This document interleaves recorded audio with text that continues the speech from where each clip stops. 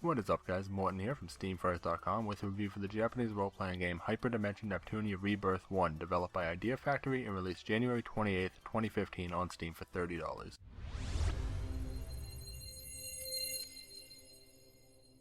I realize JRPGs are kind of a niche genre. Some people love them and other people find them boring and tedious.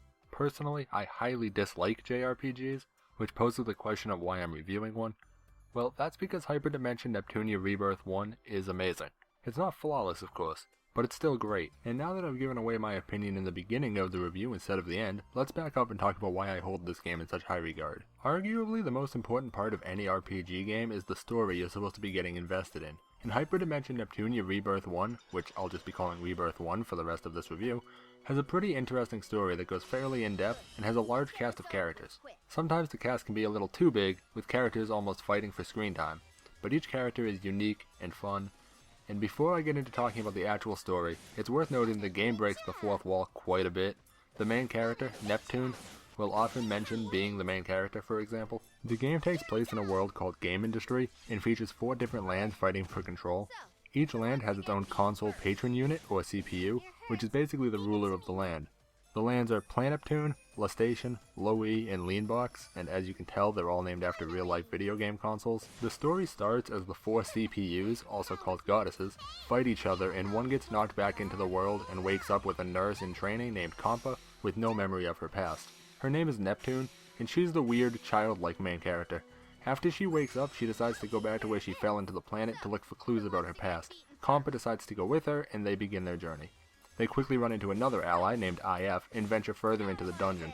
Once near the end, they find a disc that spawns monsters from it. After destroying it, they meet the main antagonist, R4. Her goal is, predictably, to take over Gameindustri, and of course our goal is to prevent that from happening.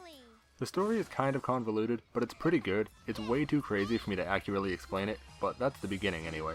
You travel all around to the different lands, meeting up with a pretty large cast of characters, all of which are engaging and unique, and most of which will join your party to fight with you. The story is interesting and it's fun, and even though sometimes it can be kind of hard to follow, it's explained fairly well. Story gets a 4.5 out of 5. Gameplay wise, Re Birth1 is a lot better than most JRPGs I've played, but there are still some problems I have with it. For starters, it was originally a PlayStation 3 or PlayStation Vita game, and it can show in the controls. The keyboard and mouse controls are weird to say the least, and the hotkeys for different attacks take some getting used to. After about 20 hours in the game, I was still pressing the wrong buttons sometimes. Granted, I could have changed the hotkeys to something I liked, but I'm far too stubborn for that. Also, you can only save at certain points in dungeons, though you can save anywhere in the overworld. And if you die, you go all the way back to your last save, which means if you forgot to save after listening to 10 minutes of dialogue and then die in a dungeon, you'll have to go through all the dialogue again. Not that I would ever do that. But it's not terrible because it's pretty easy to skip through all the dialogue if you aren't interested in reading it for the 15th time. The combat also doesn't seem to be as deep as it thinks it is, either that or I was playing the game wrong, but it didn't seem to matter. The combat is turn-based, like all JRPGs. The enemies have their health bar and then a separate guard bar. Your attacks can either be Rush, which hit a lot of times for small amounts of damage, Break, which hits a few times and is mainly used to damage the enemy's guard, and then Power, which is the biggest damage dealer. The idea seemed to be, you use Break in order to get through the enemy's guard bar, and then you'll do more damage with your other attacks, but I basically just mashed my Power attack and made it through everything no problem. Also, Rush attacks fill up your EXE drive faster. The EXE drive is used for extra attacks at the end of your combo, which doesn't drain the meter, or a big flashy finishing type move that does drain the meter, and also hits harder than anything else you'll have. The problem is that all attacks fill your EXE drive, so even though Rush attacks fill it faster, I still never bothered using them because they did no damage. I'm sure there's some type of awesome strategy you can use here with the 3 different attack types, but I couldn't be asked to figure it out and never needed to anyway. Most of the fights are against somewhere between 2 and 4 enemies, although boss fights only have 1 usually, and you have up to 3 people on your side. As I talked about earlier, Neptune, Kompa, and IF are the first 3 characters you meet, so you'll fight with them in the beginning, but as the game goes on, many more characters will join your team, and you can sort which ones you want to be on the front line with and which ones you want to be partnered up. The partner system lets you swap out a character for another, so if one is injured or something, you can bring in their full HP partner.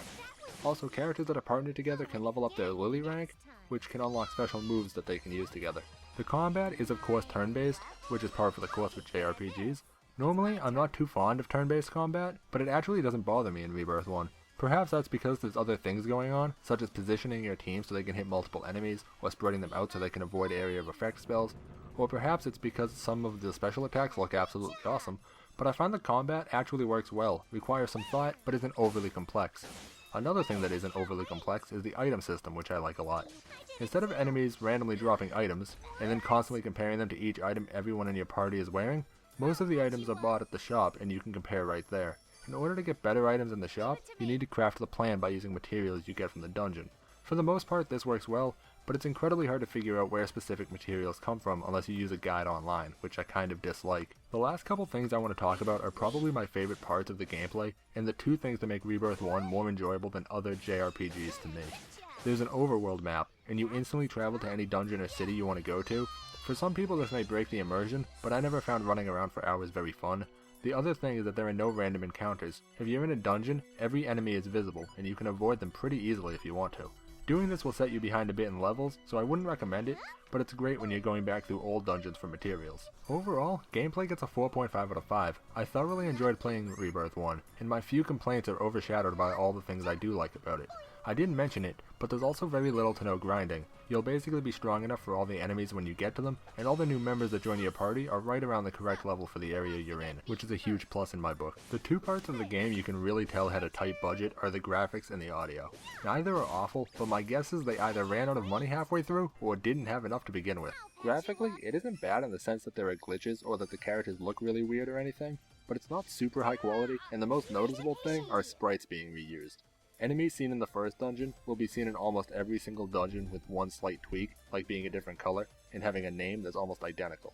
The only thing is, I honestly can't tell if this is a stylistic choice or a lack of time and money. For example, one type of enemy is different Tetris pieces, so each of the different Tetris blocks is a different enemy with a slightly different name.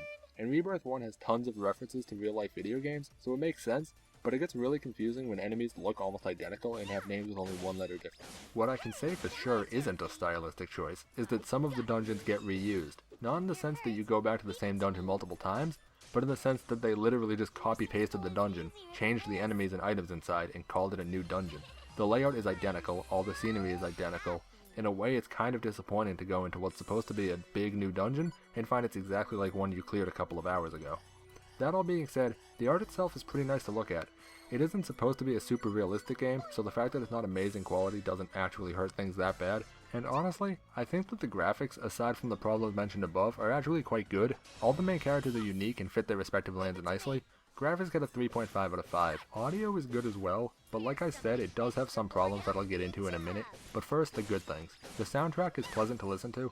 Everything from the main menu to the battles and just the ambient noises are all very good. Things start to come apart when it gets to the voice acting, but not because it's bad. If you play in Japanese, you won't really have any problems. The Japanese voice actors do a good job and the subtitles are fine. The problem arises when you play with English audio. Only the important story scenes are voice acted. I don't have exact numbers, but I'd say at least 60% of the game has no voice acting in English. I imagine that's because it's expensive and they didn't want to pay for it, but things just kind of feel weird when one scene has voices but the next doesn't. It's a shame really, because the English voice actors do a good job and I do like their voices, but not having voices for so much of the game is really disappointing. The other slightly annoying thing about the voice acting is that every time you jump in a dungeon, they say something, but it's one of like 3 lines and it gets really old if you jump a lot. Now, there's not really a reason to ever jump, so it's not like that big of a deal, but I personally jump almost non-stop for some reason even though it started to annoy me.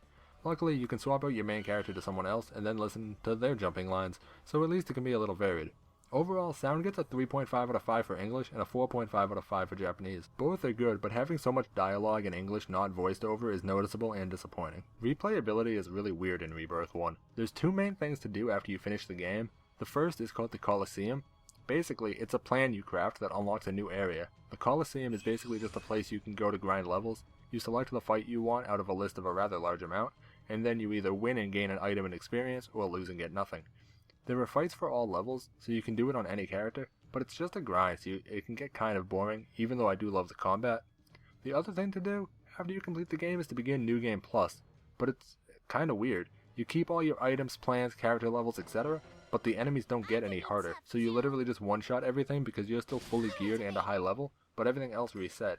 It makes it feel kind of pointless for anything other than unlocking different items or seeing multiple endings. Which leads me to the last part, multiple endings. There are something like 8 different endings that you can get, but there's no real reason to play through the whole game for them again. Just save before the final boss fight on a different save file, and then meet the parameters for whatever ending you want and then finish the boss. then just reload that save, change your stats for a different ending, and do it again. This adds a little replay value, but not very much. Replayability here isn't bad, it's just unfortunately not great. The Coliseum is fun for a while, but you're gonna have to play a crazy amount to get to the final fights, like I'm talking probably hundreds of hours of just grinding out fights. Multiple endings is cool, and it will definitely take a while to get them all, but that's not really a whole new game, and there's no reason you couldn't just watch the ending cutscenes on YouTube or something. New Game Plus has potential to be great, but the fact that all the enemies just instantly die because they don't get any stronger makes it boring because there's no challenge at all. Replayability gets a 3 out of 5. It's alright and will keep you busy for a while, but the lack of a real New Game Plus is really disappointing. The only thing left to talk about real quick is the DLC. There's quite a bit, but it's all pretty cheap. For $1 each you can get 3 new playable characters. You can also get new Coliseum battles, new plans for items, new quests, and increase the maximum level by 300. If you buy all the DLC, you'll get a pretty wide variety of things, although admittedly some of the items do make the game easier, and one of the DLC weapons makes it incredibly simple, so I don't recommend that. But the max level will be 999, and the Coliseum battles will be really hard if you get all the DLC. And it's pretty cheap, so it's definitely worth it. Overall, Hyperdimension Neptunia Re Birth 1 is a very unique JRPG, with a ton of strong elements and a handful of disappointing ones. It's a game that had the potential to be absolutely amazing if they had just done a couple things different, such as fully voicing the game in English and adding a real New Game Plus. Those things could have made a great game fantastic, but even so, it's still a great game. The combat is a lot of fun and intuitive, the story is engaging with interesting characters. Hyperdimension Neptunia Re Birth 1 gets a 4.5 out of 5. For $30, you'll get at least 15 hours of gameplay, probably a lot more, and if you aren't sure about it, keep an eye out for sales. I've seen it as low as $8, which is a massive steal. Even if you don't like the genre, it's still well worth playing.